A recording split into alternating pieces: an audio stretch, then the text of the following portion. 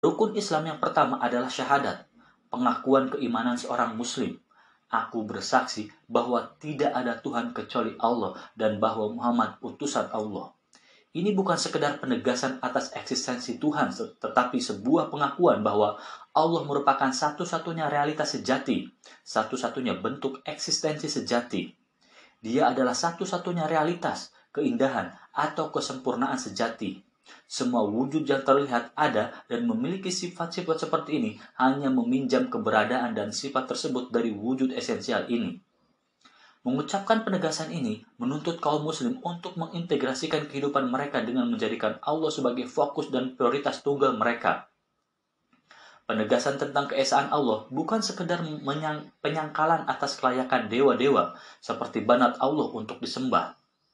Mengatakan bahwa Allah itu satu bukan sekedar sebuah definisi numerik, melainkan seruan untuk menjadikan keesaan itu sebagai faktor pengendali kehidupan individu dan masyarakat. Keesaan Tuhan dapat terpantul dalam diri yang benar-benar terintegrasi. Akan tetapi, keesaan ilahi juga menuntut kaum muslim untuk menghargai aspirasi keagamaan lain. Karena hanya ada satu Tuhan, maka semua agama wahyu pasti berasal darinya. Kepercayaan pada realitas tunggal dan tertinggi bisa dikondisikan secara kultural dan diungkapkan oleh masyarakat yang berbeda dengan cara-cara berbeda. Tetapi fokus semua peribadatan sejati harus diinspirasikan oleh dan diarahkan kepada wujud yang oleh orang-orang Arab selalu disebut Allah. Salah satu nama Tuhan yang disebutkan di dalam Al-Quran adalah An-Nur, cahaya. Dalam ayat-ayat yang terkenal ini, Tuhan adalah sumber semua pengetahuan dan sarana yang melaluinya manusia dapat menangkap kilasan tentang yang transenden. Allah pemberi cahaya kepada langit dan bumi. Perumpamaan cahaya Allah adalah seperti sebuah lubang yang tak tembus, yang di dalamnya ada pelita besar.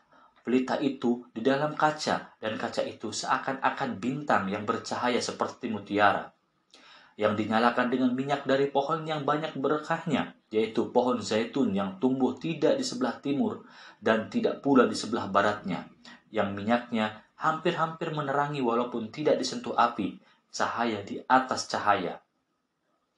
Sisi Panka merupakan pengingat akan watak simbolik yang mendasar dalam setiap pembicaraan Al-Quran tentang Tuhan.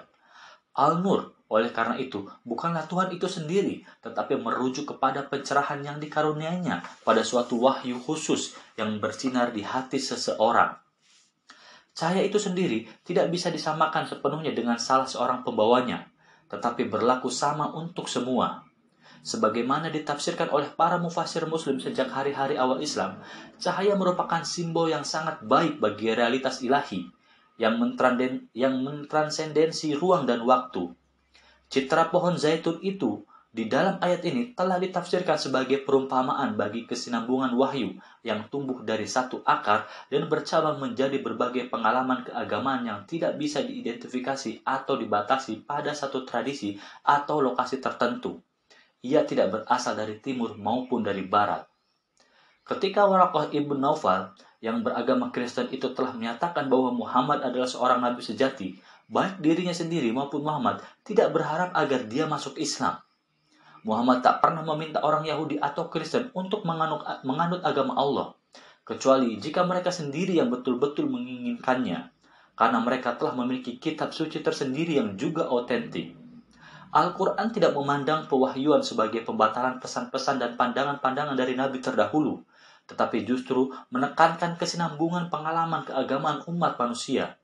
Hal ini perlu ditegaskan karena toleransi bukanlah suatu kebajikan yang oleh banyak orang barat masa kini dirasakan pantas untuk dinisbahkan kepada Islam. Namun sejak awal, cara pandang kaum muslim terhadap wahyu tidaklah seeksklusif pandangan orang Yahudi atau Kristen. Sikap tidak toleran dalam Islam yang banyak dicela orang pada masa kini tidak tumbuh dari visi yang bersaing tentang Tuhan, tetapi dari sumber yang lain. Kaum muslim tidak toleran terhadap ketidakadilan, apakah itu dilakukan oleh pemimpin mereka sendiri seperti Shah Muhammad Reza Pahlavi dari Iran atau oleh negara-negara kuat di barat. Al-Quran tidak mencela tradisi keagamaan lain sebagai hal yang keliru atau tidak lengkap, tetapi menunjukkan bahwa setiap nabi baru selalu meneguhkan dan melanjutkan pandangan para pendahulunya. Al-Quran mengajarkan bahwa Tuhan telah mengirim para utusan kepada setiap umat manusia di muka bumi. Sebuah hadis menyebutkan adanya 124.000 nabi seperti itu, sebuah angka simbolik yang menunjukkan ketakterbatasan. Al-Quran berulang-ulang menyatakan bahwa yang disampaikannya bukanlah suatu risalah yang sama sekali baru dan bahwa kaum muslim harus menekankan keserumpunan mereka dengan agama-agama yang lebih tua. Dan janganlah kamu berdebat dengan ahli kitab, melainkan dengan cara yang paling baik, kecuali dengan orang-orang yang zalim di antara mereka. Dan katakanlah, kami beriman kepada kitab-kitab yang diturunkan kepadamu. Tuhan kami dan Tuhanmu adalah satu, dan kami hanya kepadanya berserah diri. Secara alamiah, Al-Quran memilih nabi-nabi yang terkenal di kalangan orang Arab, seperti Ibrahim, Nuh, Musa, dan Isa, yang juga merupakan nabi-nabi Yahudi dan Kristen. Dalam kitab ini juga disebutkan tentang Nabi Hud dan Saleh, yang telah diutus kepada orang-orang Arab kuno Madian dan Thamud. Kaum muslim zaman sekarang meyakini bahwa andaikan Muhammad telah mengenal orang Hindu dan Buddha, tentu beliau akan memasukkan pula guru-guru religius mereka. Setelah Nabi wafat, mereka akan diberi kebebasan beragama sepenuhnya di dalam imperium Islam, sebagaimana yang berlaku bagi orang Yahudi dan Kristen. Berdasarkan prinsip yang sama, kaum muslim berpendapat Al-Quran juga akan menghormati para saman dan orang suci Indian Amerika atau orang aborigin Australia. Keyakinan Muhammad akan kesinambungan pengalaman keagamaan segera mendapat ujian. Setelah perpecahan dengan kaum Quraisy, kehidupan menjadi sulit bagi umat muslim di Makkah. Para budak dan orang-orang merdeka yang tidak memiliki perlindungan kesukuan harus menjalani siksaan berat sehingga sebagiannya menemui ajal di bawah perlakuan itu. Klan Hashim diboikot dari ketersediaan pangan dalam upaya untuk membuat mereka tunduk. Dalam masa pengucilan inilah, Khadijah, istri tercinta Muhammad, meninggal dunia. Akhirnya, nyawa Muhammad sendiri juga terancam. Kaum pagan Arab di pemukiman utara Yathrib mengundang kaum muslim untuk meninggalkan klan mereka dan bermigrasi ke sana. Ini benar-benar merupakan langkah yang belum pernah diambil oleh seorang Arab. Suku telah menjadi nilai yang suci bagi orang Arab. Penyeberangan semacam itu dipandang melanggar prinsip yang mendasar. Yathrib sendiri telah dicabik-cabik oleh perang yang terus berkecamuk di antara berbagai kelompok suku, dan banyak kaum pagan yang siap menerima Islam sebagai solusi spiritual dan politik bagi persoalan yang mereka hadapi. 3 suku Yahudi yang besar di pemukiman itu telah mempersiapkan pikiran kaum pagan untuk menerima monoteisme. Ini berarti mereka tidak akan tersinggung kaum Quraisy ketika dewa-dewa mereka direndahkan. Ini berarti mereka tidak akan setersinggung kaum Quraisy ketika dewa-dewa mereka direndahkan. Maka pada musim panas tahun 622, sekitar 70 orang muslim dan keluarga mereka berangkat menuju Yathrib.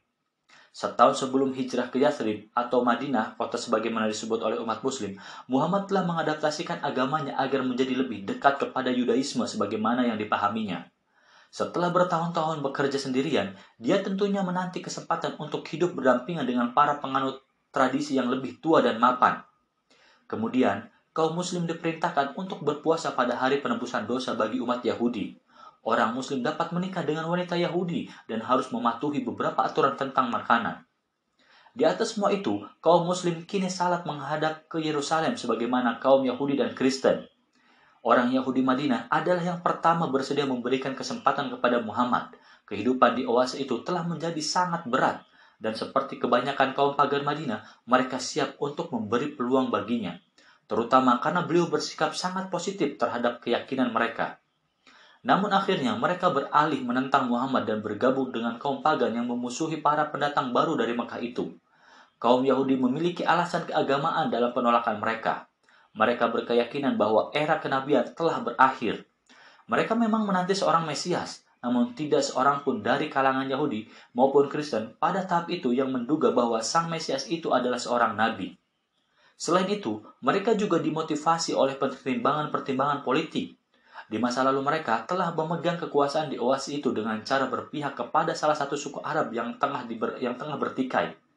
Namun Muhammad telah menggabungkan suku-suku ini dengan kaum Quraisy untuk membentuk ummah muslim yang baru, sejenis suku super yang di dalamnya orang Yahudi ikut menjadi anggota.